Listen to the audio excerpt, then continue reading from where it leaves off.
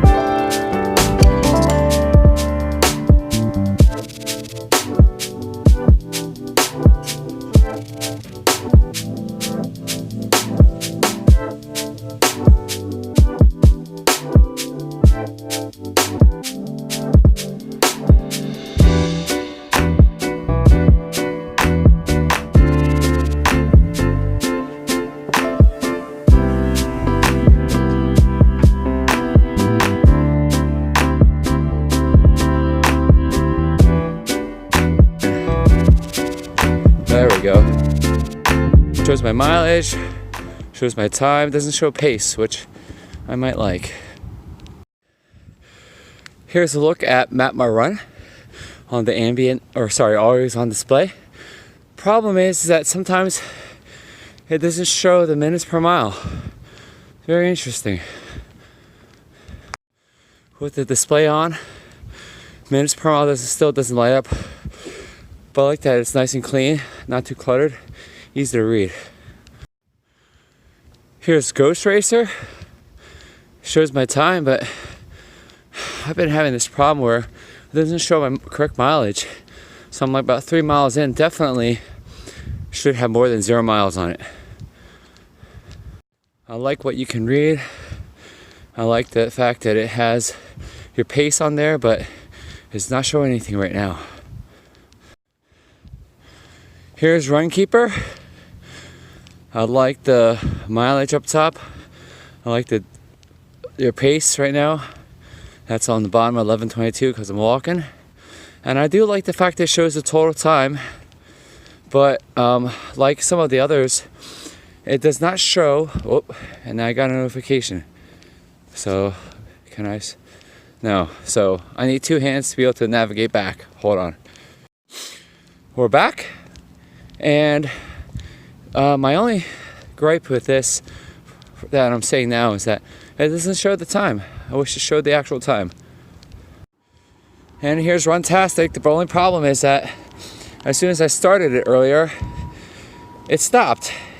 So here I am 3 minutes into it, 3 miles into it, and it is not recording for some reason on a WearOS device. In fact, I kind of remember this being a problem back on my old Moto 360 with Runtastic. So they had an update that supposedly fixed it. I guess it fixed it for a little bit, but not anymore. And here is GoogleFit. It shows the most on there. And what I'll show you later is that you can actually scroll through the stats with the crown, which is cool. And it shows the actual time. So I'll talk about this a little bit more later too. GoogleFit. Before I forget, it's working right now. My watch has not turned off, and it's like 18 degrees outside, which with my Moto 360 would have turned off by now. So this watch, I call it cold proof.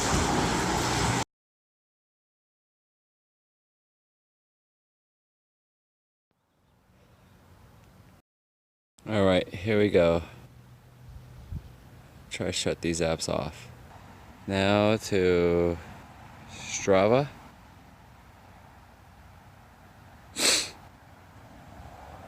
And it's auto paused. Swipe up.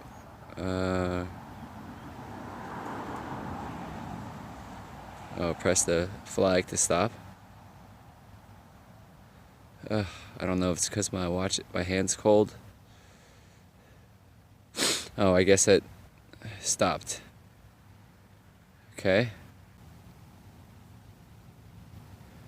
One thing I'm noticing is that the camera's not picking up. It's a lot easier to read in person. This is picking up some glares that my natural eyes can just see better. Oh, okay, MapMyRun is, what is it, frozen? MapMyRun.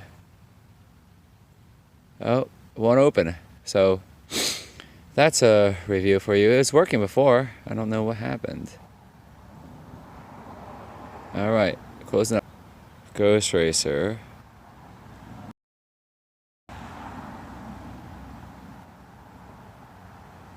Didn't record anything. That stinks. Press stop. Save. Here's the total time and stuff. And let's see here. Runkeeper. Here it is. 7.14. That's a lie. Alright. Pause. Stop. Oh, I like this. You press it. Hold on. Hold on.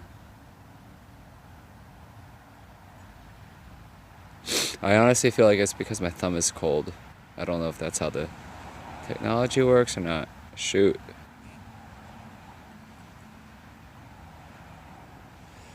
Hold on, let me use my right hand. There we go. And you can see time there. Or Runtastic just never worked. So let's just click on it. Yeah, that's disappointing. Pressing the button, record on GoogleFit. I can pause it there, and then I can stop.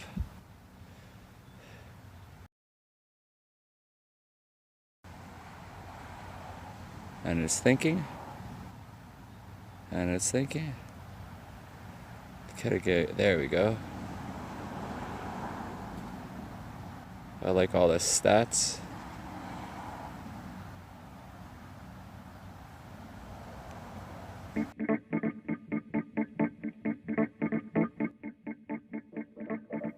Also forgot to mention this. I had music going almost the whole time. No snarky puppy. So I had the Bluetooth syncing to my watch. Okay, try to contain your excitement, but it is now time for spreadsheet data. Since I've been running, since I've done the last video, I've been up to week 8. So yeah, it's been a few weeks, but I've been trying to collect data where I can. Let's just start week 3. Average battery for the week, 35.35% per minute. That means 3.5% for every 10 minutes. So this is 0.47%. This one says 0.43. Week 6 is 0.41. And this one was a crazy one. I used a lot of data. 0.75. I'll talk about why in a second. This one's 0.27. And there we go. Some weeks I did what I call the crazy test. I had as many running at a time, and I recorded the battery that day, and that used a lot. That was 0.66% of battery per minute. I did a crazy day as well. The other week I had GoogleFit, Strava, MapMyRun, Ghostracer, Runkeeper, and tried to use Runtastic. And I also stream Bluetooth on my phone, so that was 0.96% per minute, so almost 1% per minute. So you run for 50 minutes, that's 50%. That's not good, but that's what it came out to. Just testing it all, real case scenario. To summarize, I use average battery using a GPS use with the phone. Average battery is 0.33%. That's not bad. I'll get through a marathon with that. Average battery of the GPS used with watch, 0.48%. So what's 0.48%? Let's see here, where I have 0.48%. Well, 50% is, it'll get me through a 3-hour run. 0.48%, 3.45, so almost gets me through an entire marathon. I've also done some quick my rundown of my favorite running apps based off the features. Time, believe it or not, out of all these 5 and 6, I have question marks because Runtastic never works for me. The only watch GPS running app that shows me the time is GoogleFit. Current pace is also GoogleFit. Now, I think I might be wrong. I might be able to show that with Ghostracer too, so I'm going to put an X there. Average pace. Everybody does average pace. Now, this is a big one. Set GPS for watch only. The only 2 that will able to do it is Ghostracer and Runkeeper. Miles. Everybody shows miles. And Runtastic too. And I'm sure this shows the average pace. But what's cool is hardware button. Not many actually use it. Strava uses hardware button. Ghostracer, you can actually, it's really cool. You can actually reconfigure your hardware buttons and reassign them. And GoogleFit uses hardware buttons. It's the top button. It just starts and stops. So that's another cool thing. So it looks like Ghostracer would be the winner. However, sometimes it shorts the distance and it does not show the correct distance used. So I'll be running for a mile and it'll only show 0.5 miles or 0.75 miles. I've also added another category, average battery used when playing music from the watch. It's about 0.44%. So during those times I had GPS running too. So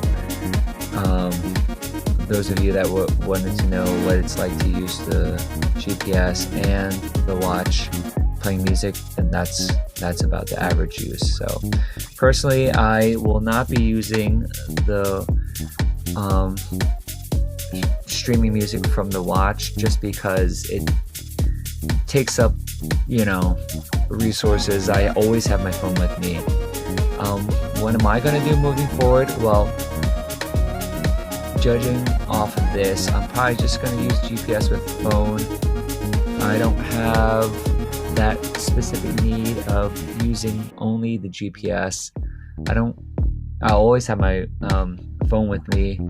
I usually never run with just my watch. I don't, I carry my phone very comfortably with my spy belt. I don't mind it at all. I like to be able to take pictures here and there and record video. And it's just, for safety's sake. Would I ever get a LTE watch? Probably not, only just because it adds another, $10 a month, and for $120 a year, it's not worth it for me. But maybe in the future, we'll see. So that's the running data. This is available online for you guys to check out. I'm actually thinking I'm probably going to stop recording the data just because, as you can see, it was really nice the first week, and then as it went on, I started leaving out data, And you know, here I was just amazed that I remembered to write down the percent that I use each day. So yeah, it's just hard to keep up with inputting data after each run. Most times it works out fine. Sometimes it's a really weird number where it will use like a crazy amount of percent, like 0.7 to 0.57 when I'm using, you know, I don't know why it jumps that much. Sometimes it's really low, and this was, you know, using it from the phone. But take with it what you will. I hope this testing has been helpful, and you'll stay tuned for my final comments.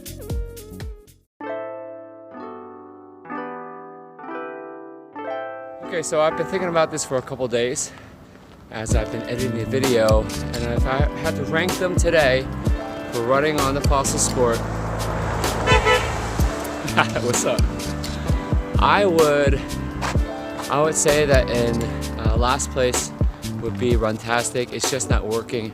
I don't know why. It works sometimes, but most often that does not work. So that's definitely last place. And probably the next place up, 5th place I think it is. I would say probably running MapMyRun. It works most of the time, but sometimes it quits out on me. It's got pretty good stats. I think Strava's right in the middle at 4th place. And really it's 4th place because it's consistent, it works, it does everything I need it to do, but it's just not that flashy. I need to see more stats on it, that'd be nice, but it works. Above that, believe it or not, I would put Ghostracer, because despite its flaws, Ghostracer has the most customizability. You can program the hardware buttons, you can set it so that it moves forward with the music, so you can do all that. It's just great. It's just sometimes the mileage gets weirded out. So I would, if that got fixed, that probably be put to the number 1. And you can force GPS on for watch only. I don't know what place I'm at. I guess in 2nd place, I would say is probably, I would say it has to be GoogleFit. It has the most stats, it has everything that I need to do. It has the current pace, and it just wish it had the time on it. No, sorry, that has the time. I just wish you were able to force GPS mode only for the watch. If you did that, that would be my number 1. My current number 1 is the one I'm using every day, is Runkeeper. It has, it's been consistent, it works. Doesn't take that much battery life from what I see, even with GPS only on the watch. The only problem that I can point out right now is that I wish it showed the time. That was an option, that it showed the actual time, and I wish that it showed the current pace and not just the average pace. So those are my rankings for now. Let me know what you think in the comments. Let me know if you think it's worth running with these sport watches. Honestly, after I've gotten the Fossil Sport for a couple weeks now, I look at it less and less. I'm the type of runner that just kind of runs. Once in a while, I'll glance at the time, and I'll glance at my pace, but I kind of run based off of feel. I'm able to accomplish my goals that way. Having a better sport watch definitely helps when I do speed workouts, but I'm not really been marathon training, so I haven't been paying much attention to that. I hope this review has been not too long, but I just tried to make it so that it was thorough and it covered all the bases. If you like it, hit like. If you want to subscribe, hit subscribe for more fitness, wearable, technology news, stuff like that. Have a great day. Bye-bye. Bam!